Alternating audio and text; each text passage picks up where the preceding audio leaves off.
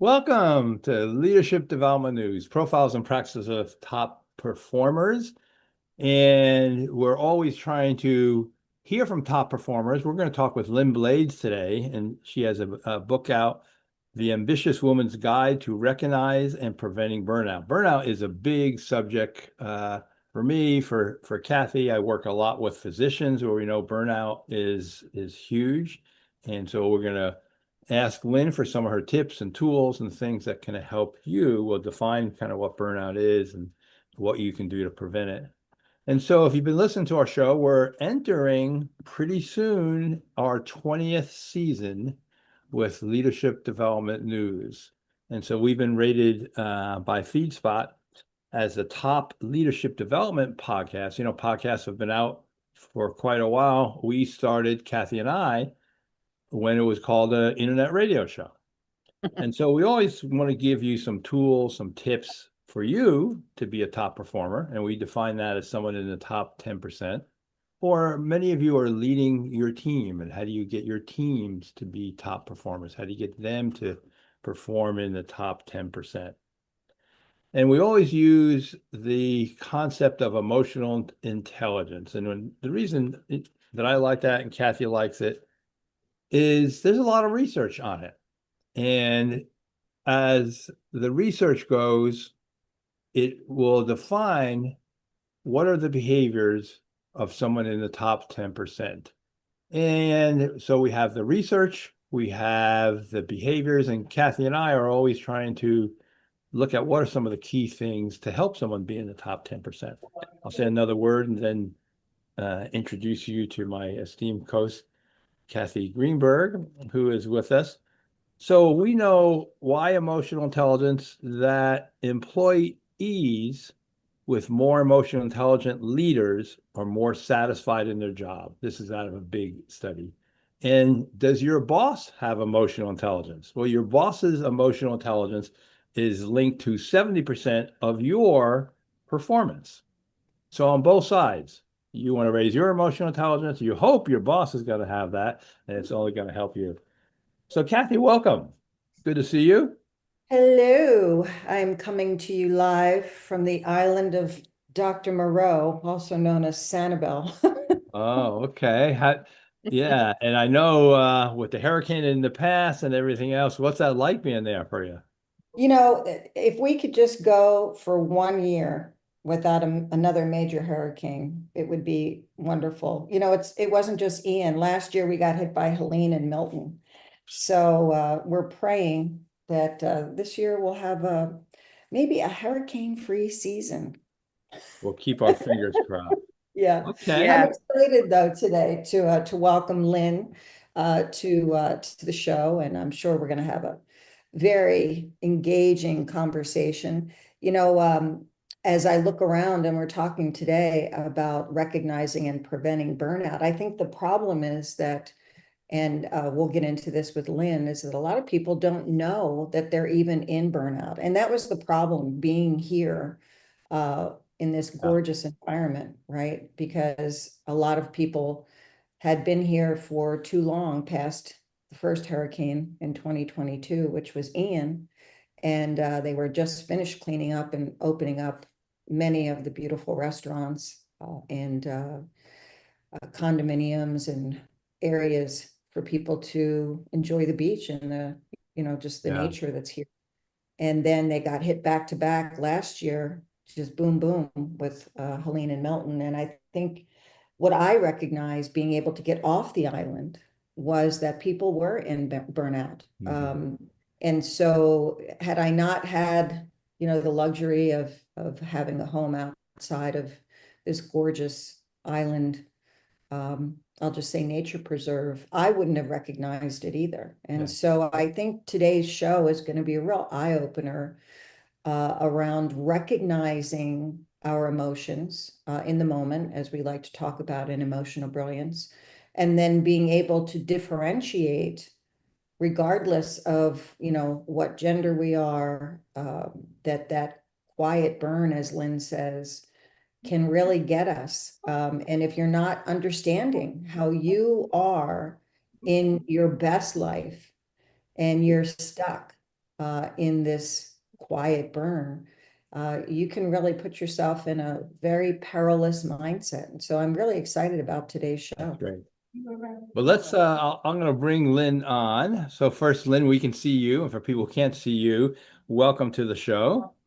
And Thank you. Thanks for let having me me. do your intro. We've been talking about Quiet Burn, and you're the author of Quiet Burn, The Ambitious Woman's Guide to Recognizing and Preventing Burnout.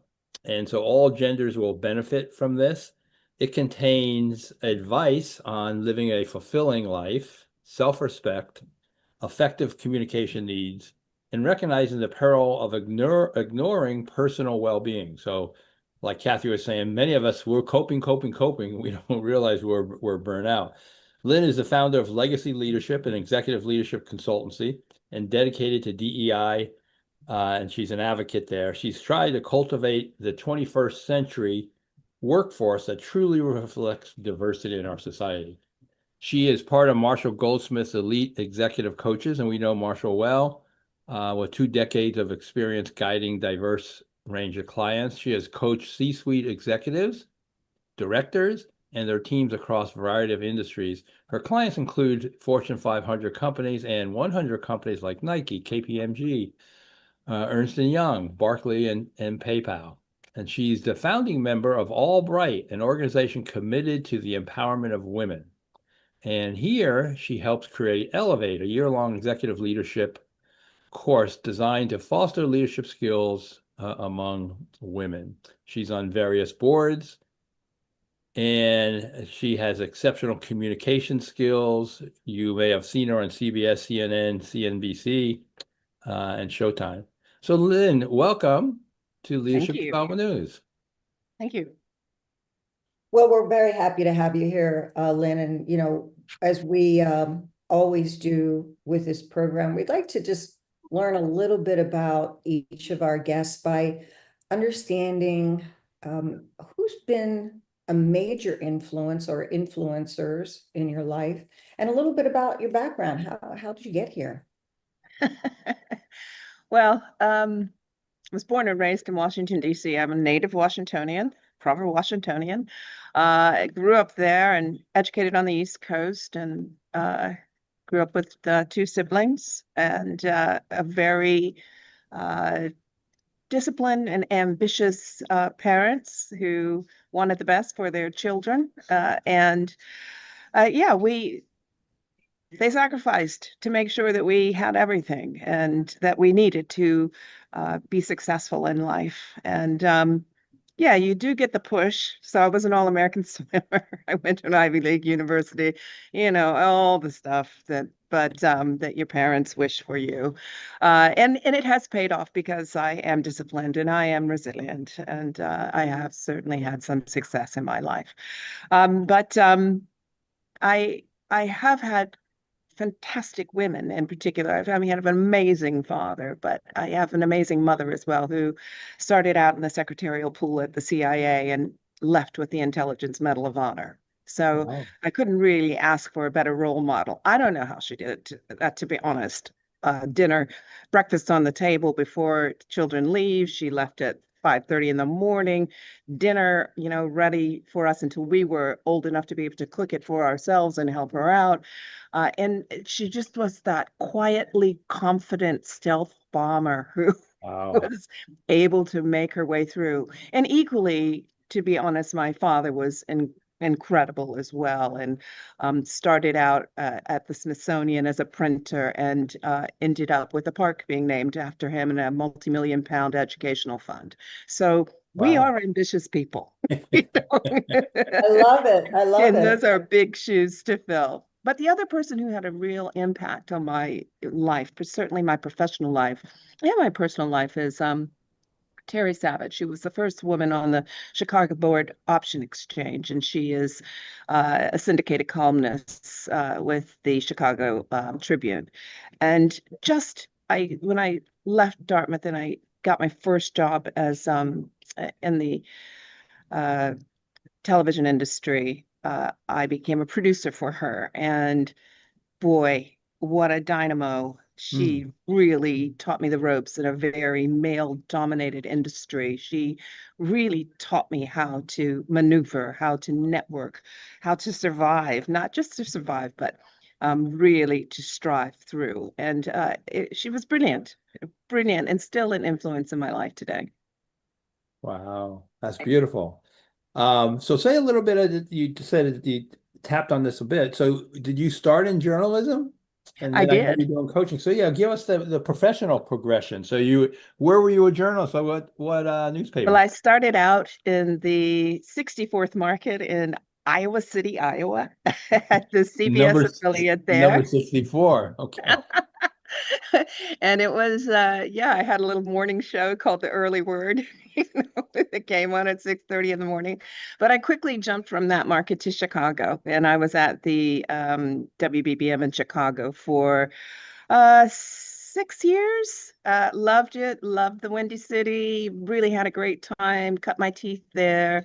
Won a Peter Lisagor Award for investigative journalism, won a National Press Club Award, and I was part of the Emmy team for the news there. So it was a great experience. And when I didn't get what I thought I should get, I was sexually harassed there. So I experienced some not so nice things. And when I went to the big guy and said, "Listen, this is not cool," when I was about 26, and he just said, "Oh, you can't take a joke." And I said, "Well, you can just piss off." And I Wow, left. you I did. left and I moved to LA, and I, had it took me a little while, but got right back in the saddle and went from CNN to started. I did hard news for quite a long time. Did followed some presidential campaigns. Covered all the inaugurals and interviewed Clinton and so on and so forth. And then I went and took a completely different route and did entertainment news. So I was one of the very first hosts for E! Entertainment Television, which was a Wow. completely different kind of thing. But I really enjoyed it. Uh-huh. And that's where I met my husband, who's British. So I live in London and coming to you from London now. And he is a film producer and very successful. And we met when he was making his first film. So I was a successful one. And he stayed there for 10 years. And then we moved to London, where we decided we wanted to raise our daughter. And we've been here ever since. So 25 years later, I shot 2 television shows here. They did not air. The commissioning editors knew who I was. I thought I was going to walk in, it was going to be good. And nope. I shot those 2 shows. They didn't air. And I said, that's a sign, got to pivot. And my husband was the one who said, you know what, you should be a coach. And I said, what? And he said, you've been Wow. coaching all your life. You don't even Wow. know it. You've been coaching all your life. Go train, go retrain, and become a coach. And that's what I did. And I kind of never looked back, to be honest. I found my calling. This is what I'm supposed to do. This is my purpose. What an inspiring message for people, Lynn. I think um, when we look at many distinguished people across our industry, that's both, the industries we come from and coaching industry as well. People really have these already always listening perceptions of who we are and how we got here. And I love your story. It's full of the ups and downs of a well-lived life, or as Marshall Mm. likes to say, a well-earned life. And you're so inspiring and charismatic when you talk about the things that have impacted you and formed you and made you even better. Mm. When you look at where you've come from and where you are now in this beautiful book, The Quiet Burn, how did you decide that beyond coaching, you really wanted to help all people, and especially ambitious women, understand what's happening to them and how they can learn from your experience and your perspective to be resilient with their firm feet planted in the right direction? I think what happened is it's a combination of things. First of all, I was in the process of scaling my business during the pandemic, well, right before the pandemic, and I had started experiencing lower back pain. And to be honest, I didn't pay that much attention to it because I'd had lower back pain before, maybe lifting too much weights or what have you. And so I kind of just ignored the advice of the doctors, which was foolish. And then I did something extra foolish, and that was because I was quite impatient. I've learned patience with time and necessity. Uh-huh. I pulled a full-size rug up 2 flights of stairs because I didn't want to wait for someone to do it for me. I just wanted to get it done. Wow. And like a woman, we like to get things done. And that was the beginning of the end. Then came the pandemic. And I saw how my clients are global. So I was used to being on Skype or Mary Jane or various, platforms to communicate with my clients and hold my sessions. And the pandemic came and everybody was just so panicked. And I knew how to use this platform and was very versed in it, and also knew how to create communities where people felt safe and felt heard without being in the room. So my business boomed. And what I started to see, and I had seen this before, was the slow decline, the panic, the burn, the why don't I feel better? Why am I pushing myself through pain? Why am I on that hamster wheel and what am I getting back? I'm not getting enough back for all the time I'm spending on the wheel. And it became very obvious to me, particularly among my female clients, that there's trouble. Mhm. There's trouble. So we're going to get into kind of more the metaphor of the quiet burn. I mean, I like both words, and I know you spent some time on that, kind of the burn, but then the quiet burn, and then you're also going to introduce us to kind of burn toast. So we got a series of questions that we want to ask you. We're going to go to our first break, and you've been listening to Leadership Development News. We'll be right here when you come back.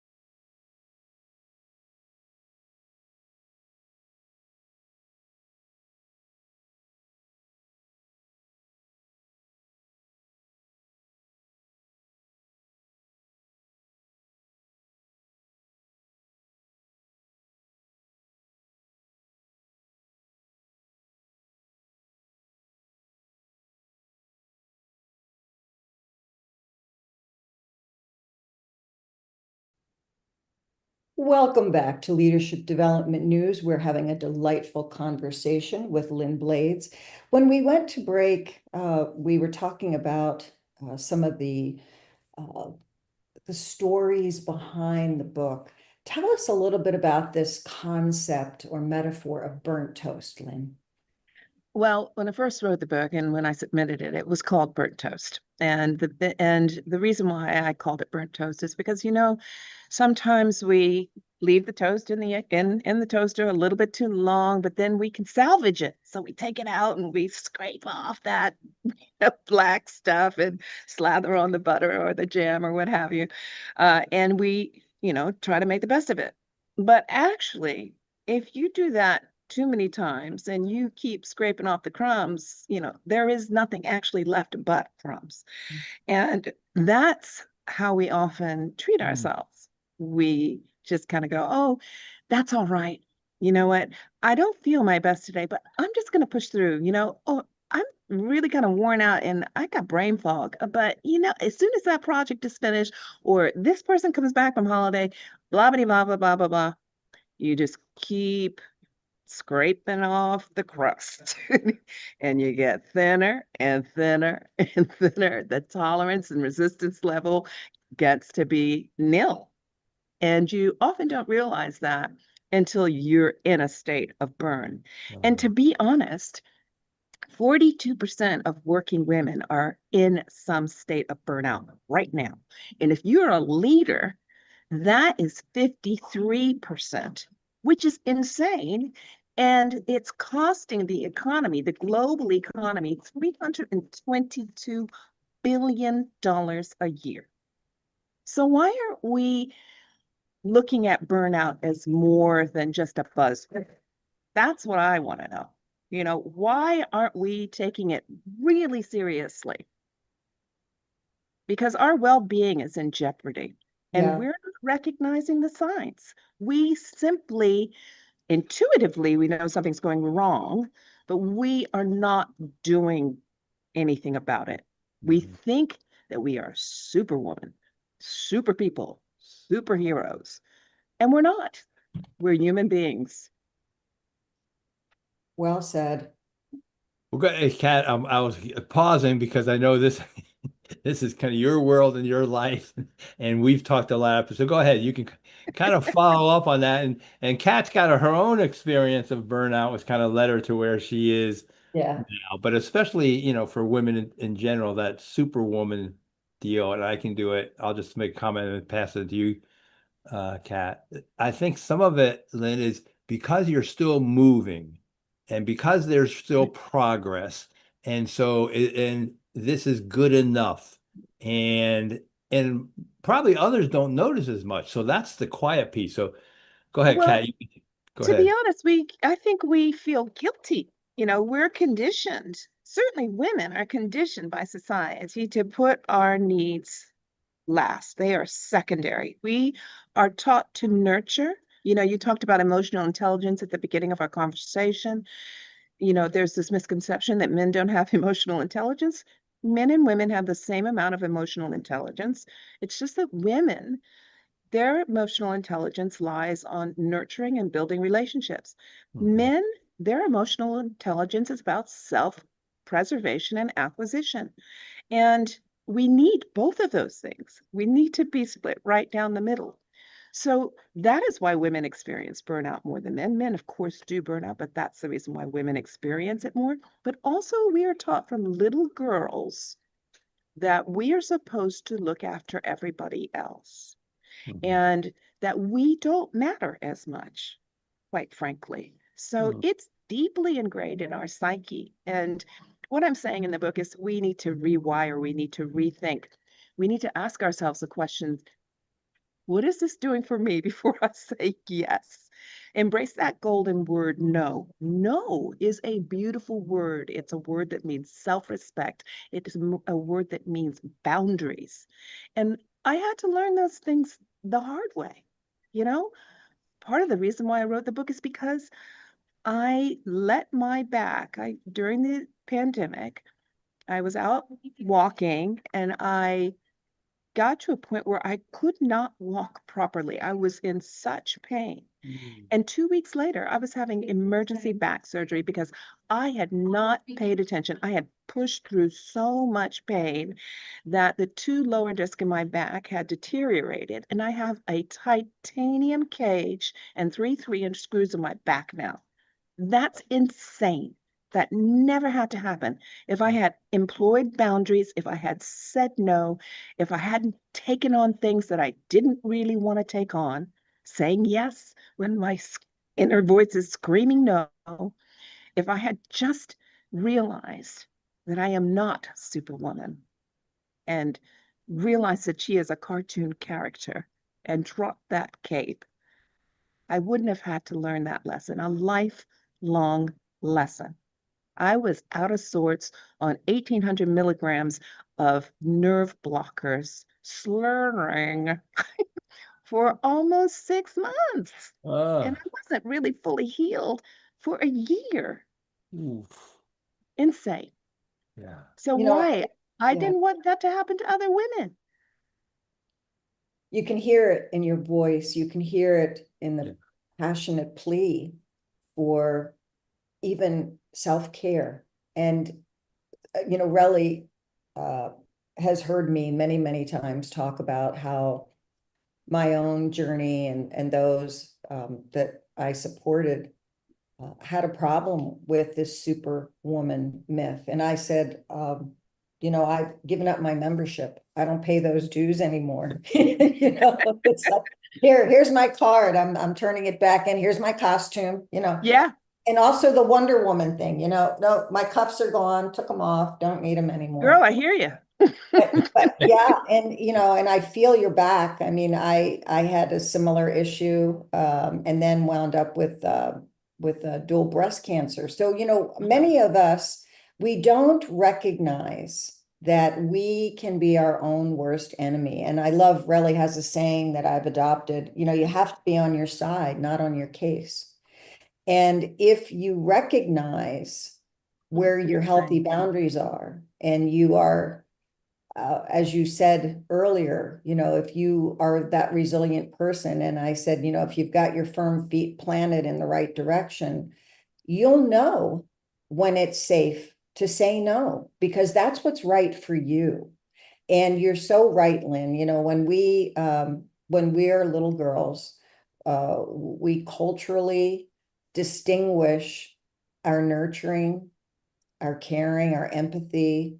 And it's not that we don't know that there's something going on, but again, like our male counterparts, we are invested in whatever it is to the point where it becomes a danger zone. Yeah.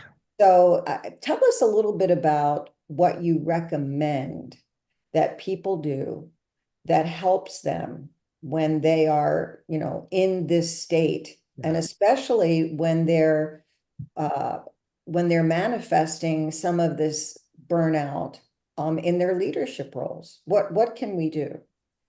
I think the first thing that you have to do, the first point of call, is that you have to open up your mouth and say something. You have to communicate that you're not feeling right. I think that there's a lot of guilt associated with asking for help, um, or saying no because you feel like you're not a team player, or everything's going to fall down if you don't say yes. These are misconceptions. And I think when you are emotionally and physically drained at the end of most work days, and it's hard to concentrate, and you are unmotivated, even doing the tasks and things that you enjoy in life, you've got to ask yourself some big questions. And it's not about going to the doctor and getting a slip that says you can't work for a week. It's actually about taking that time off and saying to the person, your direct report, or if you're the leader, asking yourself the question, how can I actually let go of some control? Control is a big thing. So we often feel the need to control instead of delegating. And that's not really good leadership. Really good leadership means that you're empowering others to actually do their job, and they are often better at those things than you are. You're the visionary. If you're at the top, you're carrying the vision, you're inspiring, you're motivating, but you don't have to do all the hard work. You don't have to be in the weeds. You should not be in the weeds. You are not an octopus. Let your team do their job, and they will repay you with loyalty and productivity. So when you let go of that control, the need to be everything to everyone, that's a great beginning. Recognizing that you need to take care of you. Because if you don't take care of you, then everything else falls down. That's beautiful. And kind of getting those signals. So, what would you say, like, because I liked what we talked about your title, Quiet Burn, what are some of the signals that somebody is burnout? I mean, so maybe just for our audience, because I know it's different for everybody, but because it's quiet, how do we raise it so there's a voice and it's more flashing? Like, so what would you say for someone, like, how would I know? How would the people you deal with, how would they know they're burnout? It often manifests itself as first kind of fatigue. So and it could just feel like mild fatigue, like a flu or virus, or something that you'd kind of go, I'll that's okay, I'll feel better after I have a rest. But then it becomes a building thing, so that you not don't necessarily want to get up and go to work. You're feeling like uninspired. Hmm. And also you feel unvalued, unrecognized, unheard. It's all Wow. of these little micro abuses that add up that you feel regularly over the course of time.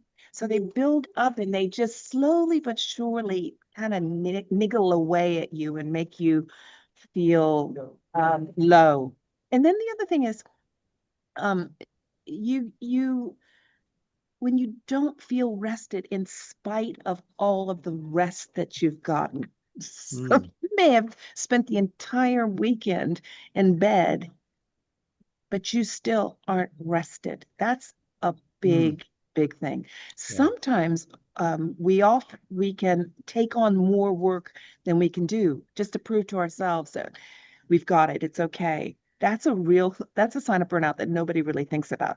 Adding more to our schedule, you know, wearing a big albatross around our necks. Or if you're starting to really fantasize about quitting your job, you know, disappearing or dramatically changing your life, those are things that you should really pay attention to too. That means something is off balance.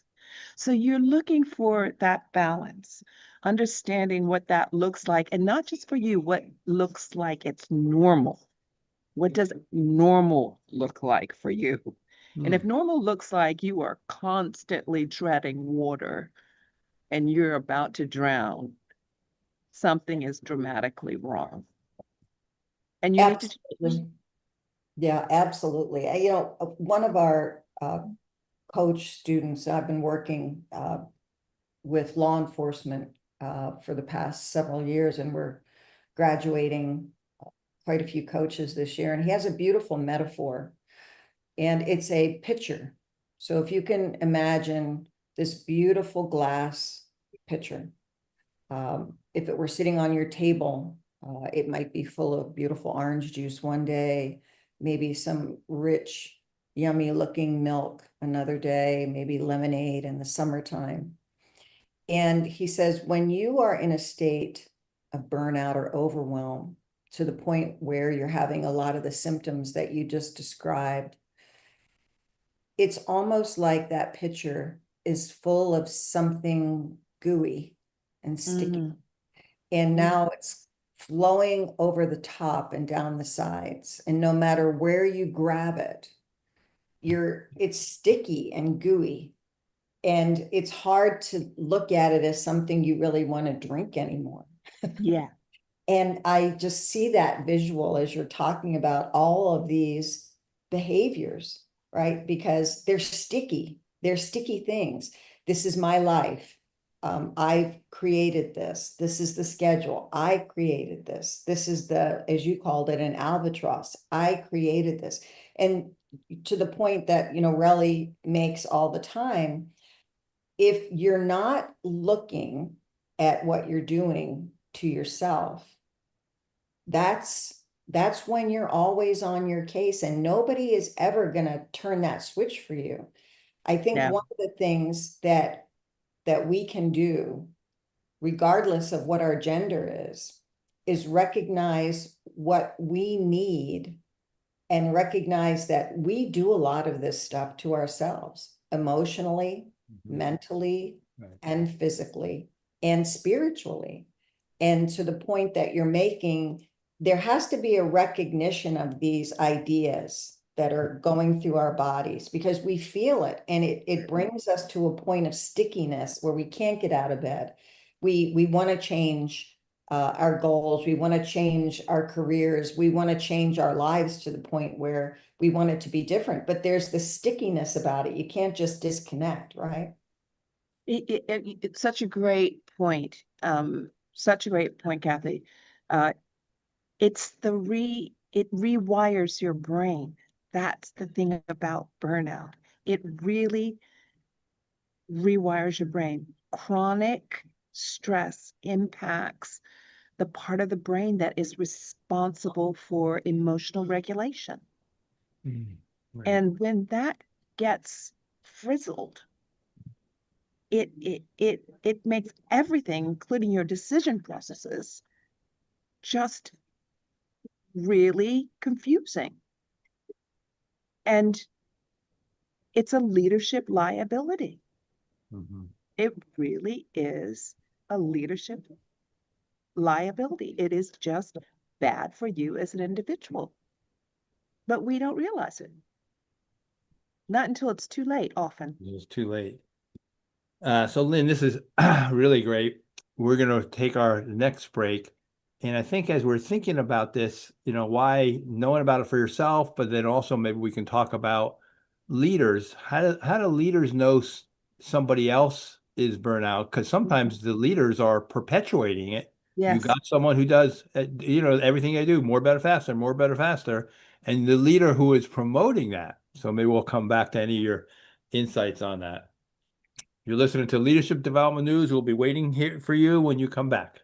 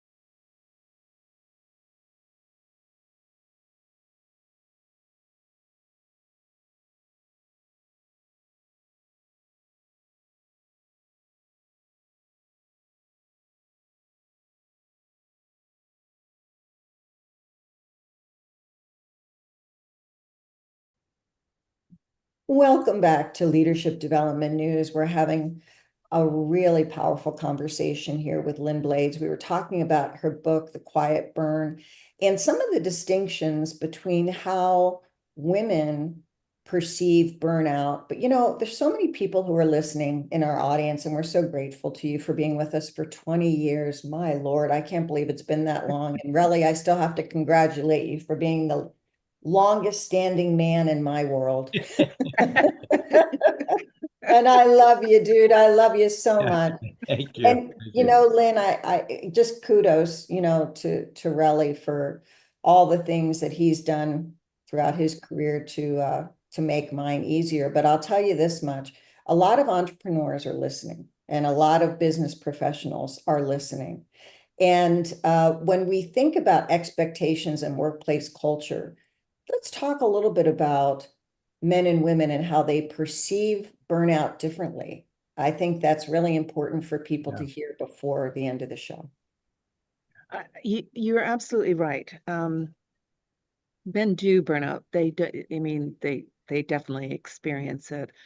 It is different though. And the funny thing about it is that they don't talk about it because it doesn't feel like it's the masculine thing to do. And they will wait until they're almost 6 feet under to do anything about it.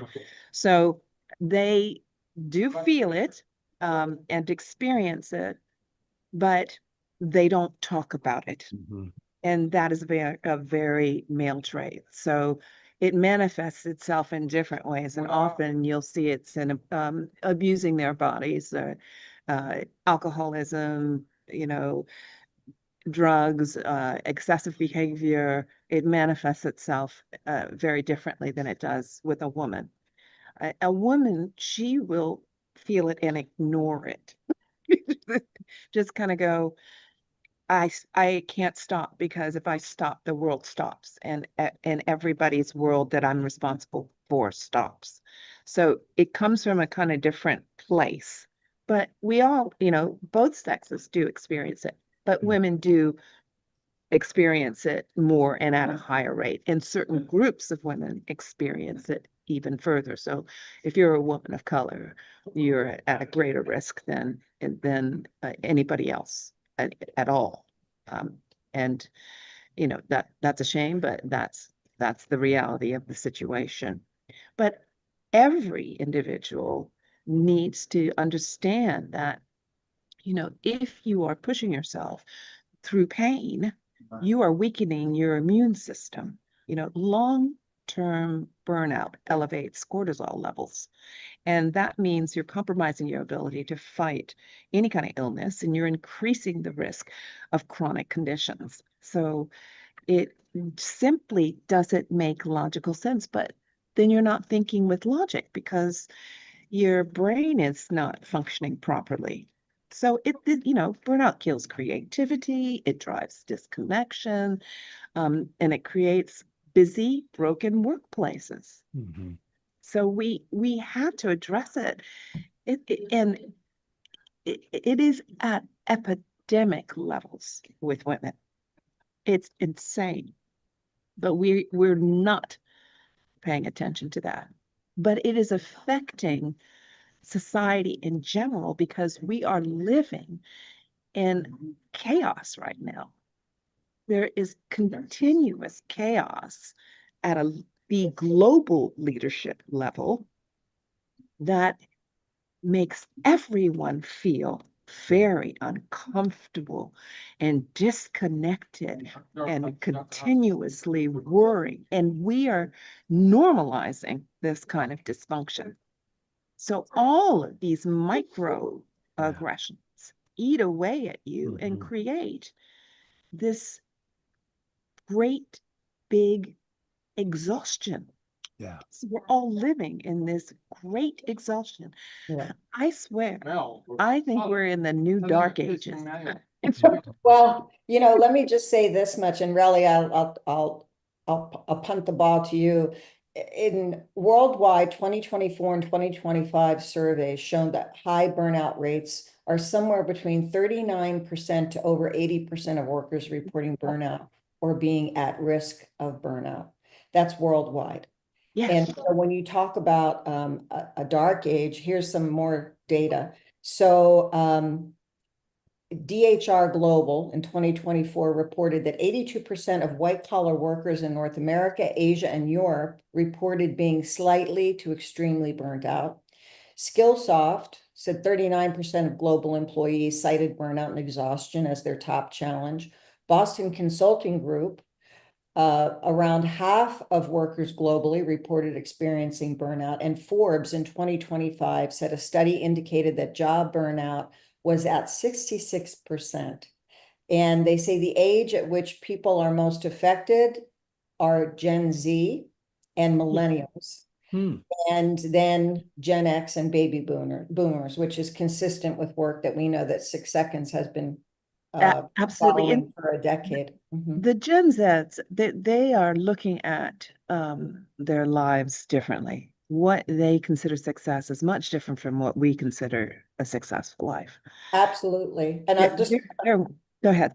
Sorry, no, I Karen. was just going to say a couple more things here. So the primary causes of burnout, I think, are really important. Heavy workload and long hours, insufficient pay or feeling valued, lack of work-life balance, and job insecurity. And I think that, you know, the consequences we've seen clearly are performance issues, a lack of feeling a member of a team or a community or a culture or an organization, which then impacts one's feeling of loyalty, right? And so all the things that you were talking about at the beginning of the show, it's this vicious cycle, right, that we create. So Lynn, let me ask you this question just because I want to, because we got all the stats of what we don't want. What are you hoping that people will get out of your book? And like, so if they get your book, like what are some of the key takeaways that you hope they'll walk away with? One of the things I really want people to walk away with is that you're not alone. So there's several case studies in the book, and there's somebody for everybody. High level achievers, high performers, you know, at a global level, who have simply been burnt to a crisp. And their stories sound familiar. And when you know something is familiar, you recognize it, it opens up your eyes and makes you go, oh my God, that's me. So that to understand and recognize that you're not alone is really important. The other thing is to have self-awareness, real proper self-awareness of the things that make you happy, the things that you need to prioritize, because I don't believe, one, in martyrdom, and two, in multitasking. I believe in prioritizing. So yes, sometimes we do have to multitask, but multitask means you're working at, 60% across the board, instead of prioritizing, which gives you the ability to focus in on something, do it well, and then move to the next thing. Also, not not setting unachievable goals, being really realistic about your expectations. So I think these kinds of things, and understanding how society has conditioned us and the reasons and logic behind the decisions that we make, and knowing that we can change the way we think, I think is incredibly important. Oh, don't die, battery. My battery's saying it's. Oh, we'll catch you here. Just a couple things to support you, Lynn. First of all, in terms of the managing stress, I think seeking support the way you've described it is very important. Recognizing that we have the opportunity to reevaluate our goals. And sometimes we just need a thinking partner to help us do that. Finding meaning in reflections of opportunities that we've had in the past, and focusing on the positive experiences that we've had, and setting those realistic expectations based on a time in our lives when we were satisfied with the amount of work and the value we were feeling for that work. I think what Relly said is so appropriate. More, more. People are in this state of more. Yeah. And instead of looking at evaluating their lives from a perspective of when they could identify with their purpose and feeling satisfied with generating enough of whatever it was they had, whether it was enough time, enough money, is so important. Exercising regularly, taking breaks, setting Yes. healthy boundaries. So I think, there is hope for everyone. And I know a lot of people are worried about AI, and let me just put this plug in for AI. AI is not taking away any jobs that require empathy, creativity, or physical work. And so for those of us who recognize that empathy for ourselves is the first step, we're already on the path to being the best us that we can be. And we cannot get replaced. No question. No question. It's nothing like the human touch. Lynn, before we lose touch with you, what are because I know you're looking at your battery there. We got just a couple minutes left. Yeah, what would be some of the kind of key takeaways? Let me ask you, like we have a lightning round, but let me ask you this with a different question. So if what the best thing to do about burnout is Say no without guilt. Unashamedly say no. If you're not okay. feeling it, don't do it. Schedule breaks like you're scheduling, meetings, put them into your diary. You said exercise, Kathy. Oh my God, it saved my life. Exercise, move your body, get out of there and get out of your chair, go to lunch, leave the building. Right. Start your day with intention, you know? Think about it. When you wake up in the morning, how do I feel? What do I want to get out of this day? How's it going to help me? Anything I commit to, it's about me. I need to, protect and focus my time. So treat sleep like an investment. Sleep is absolutely necessary to your vitality, to sustaining your vitality and your emotional intelligence. And reframe your rest as productivity. When you look at it like that, that burnout that starts as irritability and exhaustion and brain fog, don't ignore the signs. Check in daily and ask yourself, how am I feeling mentally, emotionally, and physically? And surround yourself, and you said this, with energizing people. Really get rid of those vampires. Drop the energy drainers. Yes. Your life will be much better without them. That's beautiful. So along with this, what do you do during the day that's the best thing for you during the day that can fill your cup, maybe make you more resilient? What's anything, a practice of yours? I love to think. I like to think, and my best ideas come to me when I'm still. So I always take breaks. I take the time. I go outside. I walk. I look at all around me, look at nature. I'm a really active listener. I take in things that I hear other people saying while I'm on the train going to work, or I just like to absorb life. That is the thing that keeps me nourished. But I also really eat well, and I do believe in exercise, and I give gratitude and thanks every day, not just for my successes, but my trials and tribulations and challenges. And if I can help my clients and anybody in any way, if I can give back, that is my good karma. That is sending out a message of positivity. And whatever comes back to me is what's supposed to come back to me. And I really try to live my life that way. Gorgeous, absolutely gorgeous. Well, we're at the end of our time. It's been an absolute blessing to have you with us today, Lynn, and I can hear your inspiration and your passion and love for everyone that you touch. And really, I don't know how to thank you for all these years of amazing partnership. Please, everybody, tune in to tune up your leadership next week on Leadership Development News. Take good care. And for information on Lynn Blades, 2 N's on Lynn, BLADES.com. Thank you, Lynn. Thank you. What a pleasure. Hi, James.